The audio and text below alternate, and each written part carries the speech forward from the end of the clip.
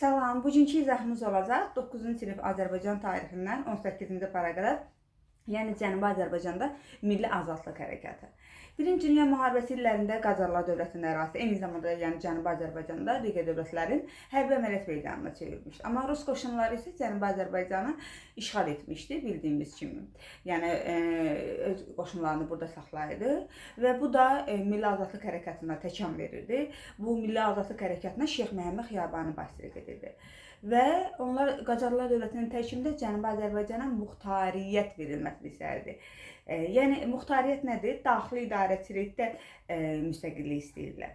1917-ci ilin avqustunda Təbrizdə Demokrat Partiyasının Əla Komitəsinin konfransı açılır. Burada da Şeyx Məhəmməd Xiyabani onun başçısı seçilir və çıxışlar nəticəsində isə 1917-ci ilin sonlarında artıq hökumət istefa verir buradakı hökumət.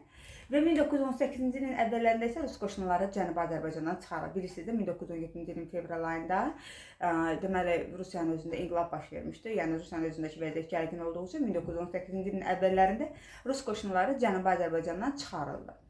Və İngilis hərbi qüvvələri Cənubi Azərbaycana yerləşdirilməyə başladı.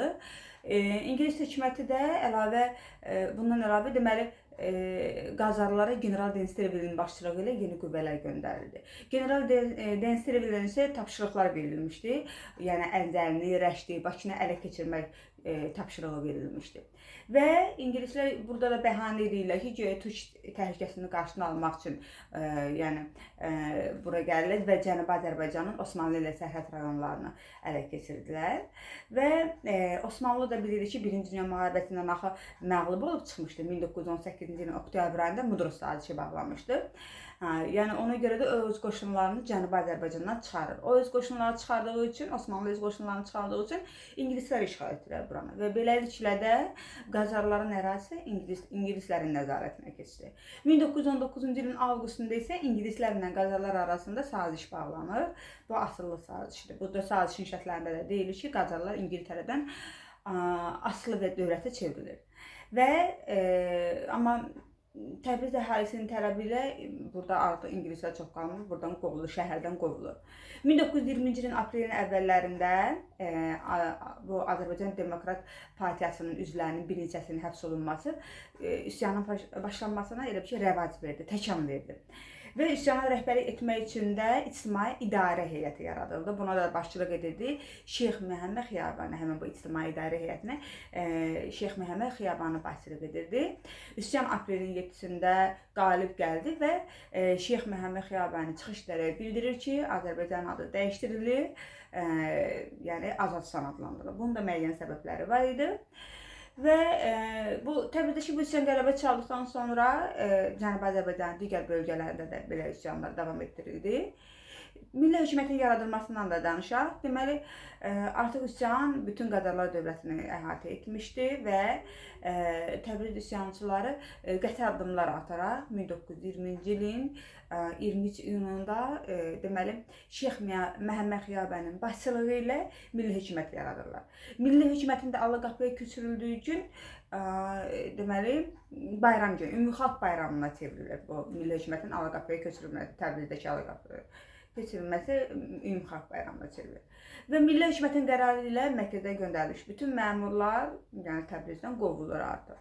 Və milli hökumət bir sürü tədbirlər də gördü. Sayı 12 minə çatacaq bir ordu yaradılmasına başlandı.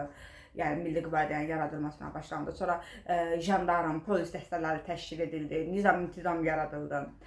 Eyni zamanda bu milli hökumət mühüm sahələr üzrə idarə və nazir işləri yaradır. Əhalinin təhsilinə də xüsusi önəm verib. Məsələn, burada Təbrizdə pulsuz qız məktəbi təşkil edir. İndi milli hökumətin süqutundan danışaq. Deməli, elə Qacarlar dövləti də, elə İngiltərədə burada milli hökumətin belə bir hökumətin, yəni Azadistanın yaranmasından çox narahat idilər. Tehran rejimi Təbrizə hücum planı hazırladı və 1920-ci ilin 12 sentyabrında deməli bunlar hücum etdilər. Bunun da yəni qələbəsinə səbəblər birincisi sayı üstünlüyüdür, sayı fərqi ki, hansı ki bu milli hökumətdən üstünlüyüdür və bir də ki nizami qüvvələr məsələsinə görə, ona görə də bunlar hökumət qüvvələri üstünlüyü ələ ala bilir və sentyabrın 14-cü isə Şeyx Məhəmməd Xiyabani həlak olur, üsyan yatırılır.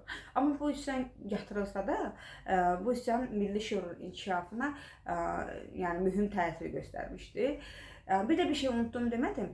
Deməli burada idarə müəssisələrdə Azərbaycan adını yazılmış lövhələr vurulurdu, amma onların üzərində Qacarlar dövlətinin gerbi saxlanılmışdı. Yəni bu ona göstərir ki, bu milli hökuməti yaradanlar demokratik İranın tərkibində muxtariyyət istəyirlər.